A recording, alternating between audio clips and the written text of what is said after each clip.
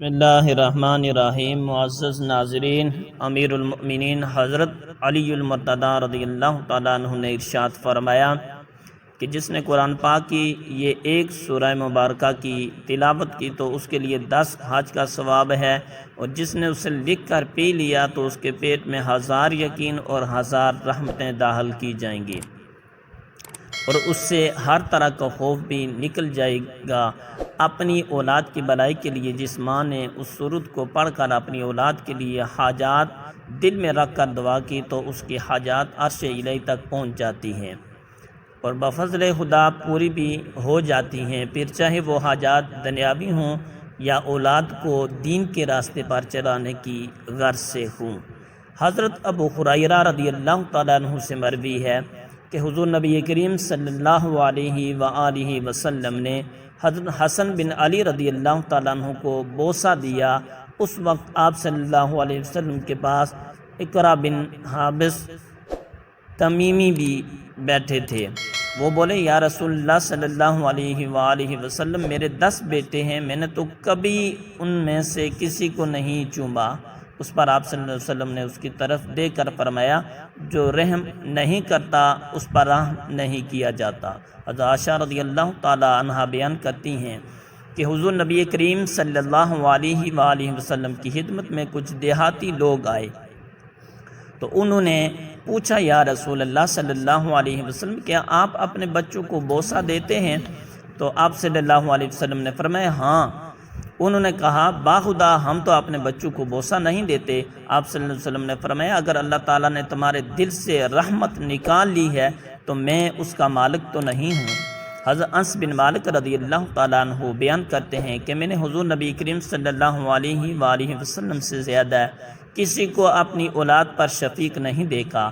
آپ صلی اللہ علیہ وسلم کے صاحبزادے حضرت ابراہیم رضی اللہ تعالیٰ عنہ مدینہ کے بالائی بستی میں بغرض رضاعت قیام پذیر تھے۔ آپ صلی اللہ علیہ وآلہ وسلم وہاں تشریف لے جاتے اور ہم بھی آپ صلی اللہ علیہ وسلم کے ساتھ ہوتے۔ آپ صلی اللہ علیہ وسلم گھر کے اندر تشریف لے جاتے، وہاں دعا ہوتا کیونکہ اس دریا کا حامد لوہار تھا۔ آپ صلی اللہ علیہ وسلم انہیں گود میں اٹھاتے، بوسہ دیتے اور پھر لوٹ آتے۔ ایک روایت میں ہے، حضور نبی کریم صلی اللہ علیہ وسلم لوگوں میں سب سے زیادہ بچوں پر شفقت فرمانے والے تھے۔ حضرت ابو قتادہ رضی اللہ تعالیٰ عنہ بیان کرتے ہیں کہ حضور صلی اللہ علیہ وسلم امامت کراتے ہوئے حالت نماز میں حضرت امامہ بن زینب بن رسول اللہ صلی اللہ علیہ وسلم اور ابو العاص بن ربیع کی بیٹی یعنی اپنی نواسی کو اٹھائے ہوئے تھے۔ جب آپ صلی اللہ علیہ وسلم قیام فرماتے تو اسے اٹھا لیتے اور جب سجدہ فرماتے تو اسے نیچے اتار دیتے۔ حضرت برا رضی اللہ تعالیٰ عنہ بیان کرتے ہیں کہ میں نے حضور نبی کریم صلی اللہ علیہ وسلم کو دیکھا کہ آپ صلی اللہ علیہ وسلم نے حضرت امام حسن رضی اللہ تعالیٰ عنہ کو اپنے کاندھے پر اٹھایا ہوا تھا اور فرما رہے تھے، اے اللہ، میں اس سے محبت رکھتا ہوں، تم بھی اس سے محبت فرما۔ یہ حدیث متفقہ علیہ ہے۔ حضرت عائشہ رضی اللہ تعالیٰ عنہ بیان فرماتی ہیں کہ حضور نبی کریم صلی اللہ علیہ وسلم کے پاس 9 مولود بچے لائے جاتے تو آپ صلی اللہ علیہ وسلم انہیں برکت کی دعا دیتے۔ چنانچہ ایک بچہ لایا گیا تو اس نے آپ صلی اللہ علیہ وسلم کے کپڑوں پر پیشاب کر دیا تو آپ صلی اللہ علیہ وسلم نے پانی منگوا کر اس پر بہا دیا اور اسے نہ دھویا۔ حضرت انس رضی اللہ تعالیٰ عنہ فرماتے ہیں، میں نے 10 سال حضور آقا علیہ الصلوۃ والسلام کی خدمت کی، آپ صلی اللہ علیہ وسلم نے مجھے کبھی اف تک نہیں کہا۔ کسی کام کرنے پر یہ نہیں فرمایا کہ کیوں کیا، اور نہ کرنے پر یہ نہیں فرمایا کہ کیوں نہیں کیا۔ حضرت انس بن مالک رضی اللہ تعالیٰ عنہ سے روایت ہے کہ حضور نبی کریم صلی اللہ علیہ وسلم نے فرمایا، میں نماز شروع کرتا ہوں تو چاہتا ہوں کہ اسے لمبی کروں، پھر کسی بچے کے رونے کی آواز سنتا ہوں تو اپنی نماز کو مختصر کر دیتا ہوں، یہ جانتے ہوئے کہ اس کے رونے کی وجہ سے اس کی ماں کو تکلیف ہوگی، کیونکہ اس وقت خواتین بھی مسجد میں نماز ادا کرنے آتی تھی۔ ام المؤمنین حضرت عائشہ صدیقہ رضی اللہ تعالیٰ عنہ بیان فرماتی ہیں کہ میرے پاس ایک عورت اپنی 2 بچیوں کو لے کر کھانے کے لیے کچھ مانگنے آئی۔ اس وقت میرے پاس ایک کھجور کے سوا اور کچھ نہ نکلا۔ میں نے وہی کھجور اسے دے دی، اس نے وہ کھجور اپنی دونوں بیٹیوں میں بانٹ دی، خود اس میں سے کچھ نہ کھایا۔ پھر وہ عورت چلی گئی۔ اس کے بعد حضور نبی کریم صلی اللہ علیہ وسلم تشریف لائے تو میں نے آپ صلی اللہ علیہ وسلم سے اس کا ذکر کیا۔ آپ صلی اللہ علیہ وسلم نے فرمایا جو ان بیڑیوں کے ذریعے آزمایا جائے اور پھر وہ ان پر احسان کرے تو وہ اس کے لیے جہنم کی آگ سے آڑ بن جاتی ہے۔ حضرت عمر بن ابی سلمہ رضی اللہ تعالیٰ عنہما روایت کرتے ہیں کہ میں لڑکپن میں حضور نبی کریم صلی اللہ علیہ وسلم کی زیر کفالت تھا۔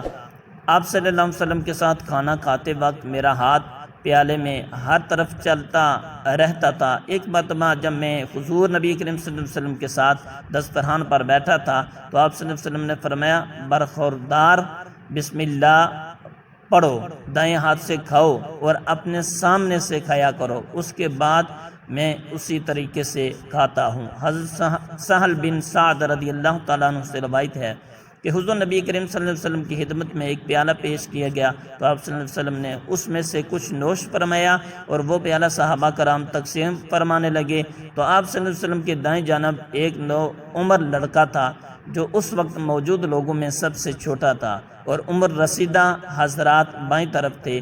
اب صلی اللہ علیہ وسلم نے فرمایا اے لڑکے کیا تم اجازت دیتے ہو کہ میں یہ تبرک عمر رسید لوگوں کو پہلے دے دوں؟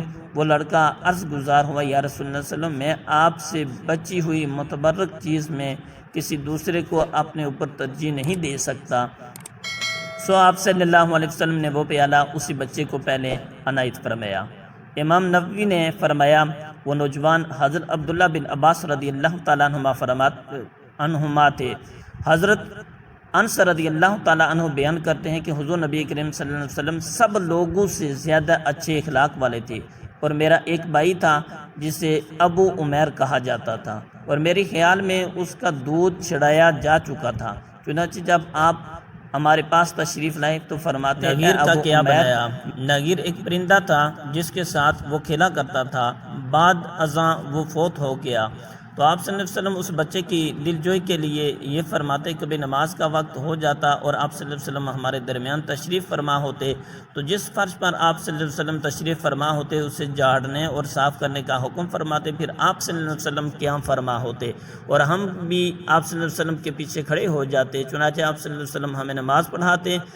حضرت ابو بکر رضی اللہ تعالیٰ عنہ بیان کرتے ہیں کہ میں نے حضور نبی کریم صلی اللہ علیہ وسلم کو ممبر پر دیکھا اس حال میں کہ حضرت امام حسن بن علی رضی اللہ تعالیٰ عنہما بھی آپ صلی اللہ علیہ وسلم کے پہلو میں تھے، چنانچہ حضور اکرم صلی اللہ علیہ وسلم کبھی لوگوں کی جانب توجہ فرماتے اور کبھی انہیں دیکھتے اور فرماتے میرا یہ بیٹا سردار ہے اور اس کے ذریعے اللہ تعالیٰ مسلمانوں کی دو بڑی جماعتوں میں صلح کروا دے گا۔ اس حدیث کو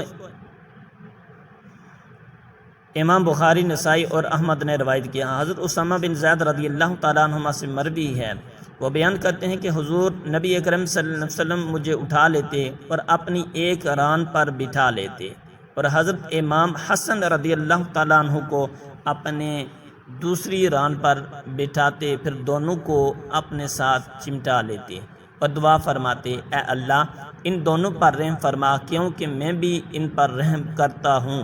اس حدیث کو امام بخاری، نسائی، احمد نے روایت کیا ہے۔ امام نسائی کی روایت میں ہے کہ حضور اکرم صلی اللہ علیہ وسلم نے فرمایا اے اللہ ان دونوں سے محبت فرما کیونکہ میں بھی ان سے محبت کرتا ہوں۔ حضرت انس رضی اللہ تعالیٰ عنہ سے مروی ہے کہ حضور نبی کریم صلی اللہ علیہ وسلم نے فرمایا جس شخص نے 2 بیٹیوں کی پرورش کی یہاں تک کہ وہ بالغ ہوگی وہ شخص قیامت کے دن آئے گا تو وہ شخص اور میں اس طرح ہوں گے۔ آپ صلی اللہ علیہ وسلم نے اپنی انگلیوں کو ملا دیا۔ اس حدیث کو امام مسلم، ترمذی اور ابن ابی شیبہ نے روایت کیا۔ حضرت عمر بن شعیب رضی اللہ تعالیٰ عنہ نے بواسطہ والد اپنے دادا سے روایت کرتے ہیں کہ حضور نبی کریم صلی اللہ علیہ وسلم نے فرمایا وہ شخص ہم میں سے نہیں جو ہمارے چھوٹوں پر رحم نہ کرے، ہمارے اور بڑوں کی عزت اور تکریم نہ کرے۔ امیر المؤمنین حضرت علی المرتضیٰ کرم اللہ وجہ الکریم سے روایت ہے کہ نبی کریم صلی اللہ علیہ وسلم نے ارشاد فرمایا جس نے سورہ یاسین کی تلاوت کی اس کے لیے 10 حج کا ثواب ہے اور جس نے اسے لکھ کر پیا تو اس کے پیٹ میں 1000 یقین 1000 رحمت نازل کی جائیں گی اور اس سے ہر طرح کا کھوٹ اور بیماری نکل جائے گی۔ جس ماں نے سورہ یاسین پڑھ کر اپنی اولاد کے واسطے حاجات دل میں رکھ کر سورہ یاسین کا ورد کر لیا تو اس کی اولاد کو کوئی حادثات، بیماری اور مشکلات نہ ہوں گے، حتیٰ کہ نیزے کا منہ بھی پھر جاتا ہے۔